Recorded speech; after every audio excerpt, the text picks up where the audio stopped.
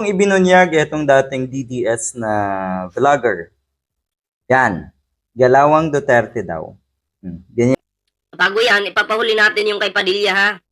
Yung niratrat daw ng bala or ng baril yung kanyang bahay. Tuloy natin to. Yan. Traidor. Sabi sa inyo, kung hanggang ngayon naniniwala pa rin kayo sa mga pautot at drama ng mga Duterte, kawawa kayo. Kung naniniwala pa rin kayo sa drama ng mga Duterte, at pautot nila, yung kanilang mga drama, isa lang po ibig sabihin yan. Kayo ay mga uto-uto. Kayo ay mga kinulang po dito sa utak.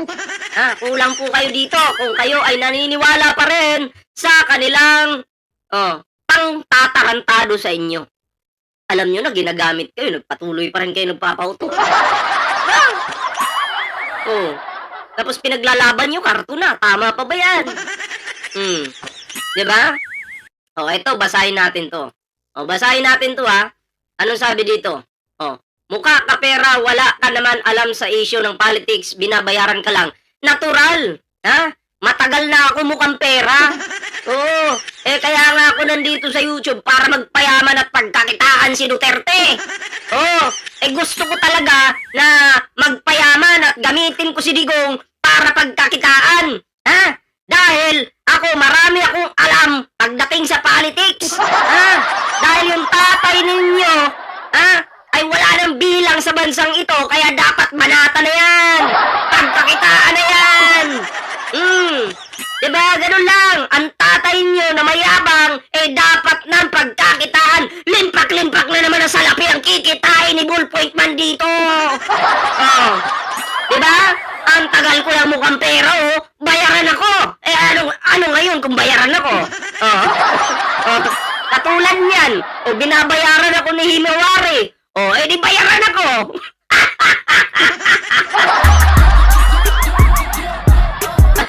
Ano ngayon kung bayaran ako? Puki ng ina mo ka, Orion Castillo. Saksak mo yung ulo sa puki ng nanay mong bulok.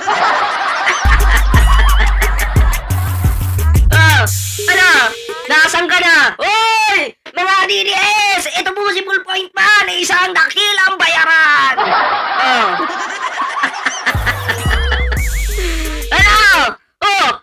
Kita nyo yan? Kita nyo? Ito mukhang to, talagang bayaran. Number 1 na bayaran sa buong bansa. Ano? Nasaan na kayo?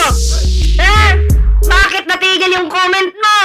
Bigla kang nahiya. Walang hiya ka. Ang tagal ko na yung sinasabing bayaran ako Diba? YouTube, tigil mo na yung bayad sa akin. Nagre-reklamo na yung mga dutayo. Si Himawari, binayaran din ako. Nagpalipad. Tiba-tiba si Ballpoint Man. Paano yan? Ay, nako po. Tuloy natin to. Galawang Duterte. Spy ni Sara Duterte sa loob ng BJMP. May spy sa loob ng BJMP? Sino yun? Meron daw spy. At etong spy na to ang mukhang naatasan na ipaligpit daw si Ramil Madriaga. Pag si Ramil Madriaga po ay pinaligpit dyan sa BJMP, ay nako, malamang sa malamang, yari si Sara dyan. Diba? Yari si Sara dyan. Sabi dito, si Romualdez amo mo, kaya binabayaran ka para manira ng politiko. Hindi si Romualdez yung amo ko. Ang amo ko si Donald Trump. Binabayaran ako ng ginto. Limpak-limpak na ginto yung binabayad sa akin. At sabi sa akin ni Donald Trump, idurugin ko daw itong mga Duterte dahil mga basura ito sa bansang Pilipinas. Diba? Saan ka ba niyan? Ako po, nagiging practical lang naman ako. Diba? Binabayaran ako ng ginto, hindi ko pa ba tatanggapin? Tatanggapin ko na yan, putang ina, ginto na yan Hampas lupa ka lang.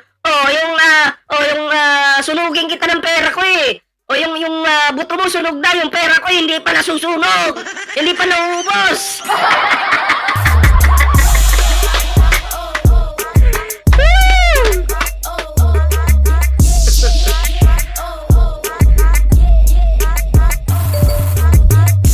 Ang papasok dito sa live ko, sunog. Yari, ang papasok sa live ko. Patuloy natin to. Alam na. Kamakailan po, Uy, hindi po ako si Kulaong, ha? Oh, dumalaw itong si Sara Duterte dyan sa kulungan at kung ano man yung kanilang pinag-usapan, ang haka-haka ng mga kababayan natin ay mukhang pinagbantaan na huwag magsasalita o kaya ay yun yung sabi ng taong bayan. Kasi ano bang purpose ni Sara Duterte? Bakit bibisita dyan? 'Di ba? Malamang sa malamang, sinabihan itong itong bagman niya noon, na pinabayaan niya ng 3 taon, na, "Psst, uy, huwag ka na magsalita, ha? Tumahimik ka na lang. Tumahimik ka na lang kung ikakalusin kita. Kapag hindi ka tumahimik, alam mo na mangyayari sa'yo." Ay, nako. Basahin natin to. Abang ka lang sa 2028 pag nakaupo si Sara Duterte, magbalot-balot ka na. Nung nakaupo nga yung tatay niya, binababoy ko nga lang yun eh. Diba? Nung nakaupo yung tatay niya, binababoy ko lang yan. Ngayon pa kaya na wala na silang posisyon. Eton sa inyo. Yan yun sa inyo. Yan yung nababagay sa inyo. Mga bobo. Pag nakaupo si Sara bilang presidente ng mga tanga, magpaalam na kayo, mababaliw rin kayo. Diba? Kaya eto yun sa inyo. Eto yun sa inyo. Mason ako, mason. Mason ako. Ako yung mason. Diba? Mason ako, boy. Ano pa? Wala pala kayo. Uwi! May hina yung kalaban. Tuloy. inoferan ng kapalit para hindi nga magsalita, manahimik na lang at kung ano-ano. Kung ano Oy, pa. salamat baby. Baby Leonora. Salamat sa yung pakulay. Binayaran na naman ako ni Baby Leonora. Wag niyo po akong bayaran. Yung mga nagre-reklamo yung mga basura dyan sa baba, yung mga DDS, tuloy. Diba?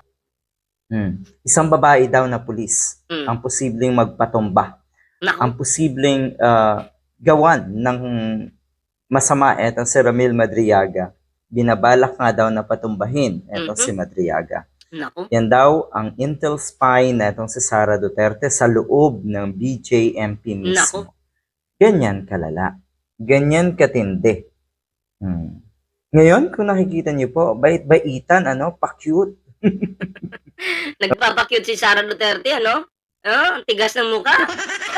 Grabe. Ayan huwag kalimutan mag-like, share, subscribe sa ating live ngayon, like nyo na yan. Insan, like nyo na yan, insan. Diba? Ang mga Duterte, lalo na po si Sara Duterte, yung tila ba ang mga linyada nila ngayon ay napakaswerte naman daw ni Sara Duterte at nasa kanila pa rin daw ang taong bayan. Ang ibig sabihin nito ng taong bayan ay siguro yung mga diehard lang na unti-unti na tulad nito, basahin natin.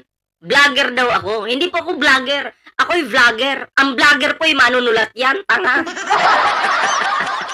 Pag sinabing vlogger, ikaw ay nagsusulat, okay? Meron kang mga vlogs, okay, na ina-upload mo sa mga website, katulad ng Abante News, di ba? Yung iba dyan, vlog yun. Iba yung vlog, video yun. Basta mga DDS talaga, mga kinulang sa utak eh. Nanay Pangilinan, magandang gabi po. malalagas. At yung mga survey na ipinalabas kamakailan, yun naman ay galing din mismo sa kampo ng mga Duterte. Ganyan kalala etong pambubudol at pangwawalang hiya na itong mga Duterte. Kung totoo man ito, ay dapat talaga na bigyan na ng matinding seguridad etong si Ramil Madriaga dahil ang sinasabi nga ng mga kababayan natin, lalo na ng mga eksperto, may basihan. Consistent ang kanyang mga pahayag at mukhang kapanipaniwala.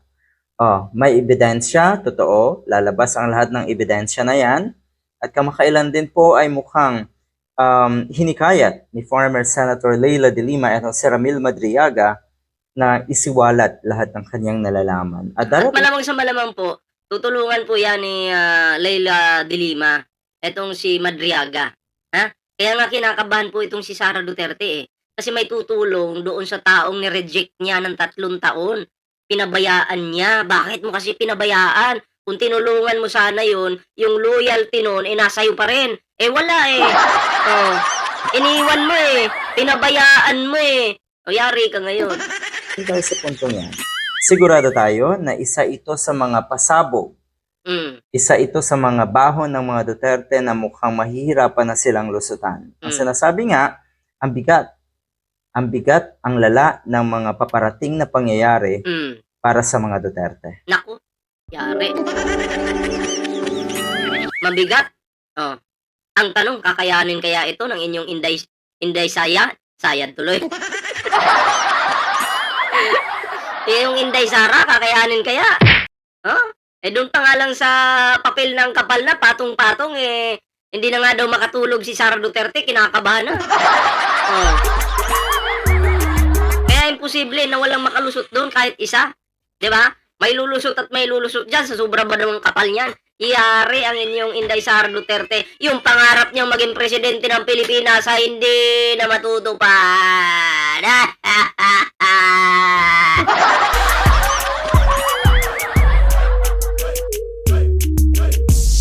Pero kung magpe-presidente siya sa Inidoro, pwede. Nakakita ng mais sumunod. Ay, mga pre, anong reaction nyo dito? Ayan, comment down below para naman pumubasa natin yung inyong reaksyon. Ayan, at bago tayo mag-move sa next topic natin, siguraduhin yung naka-like kayo sa ating live ngayon. Ayan. May TikTok po tayo dyan, may Facebook page. Sana po magkita-kita tayo dyan, mga pre.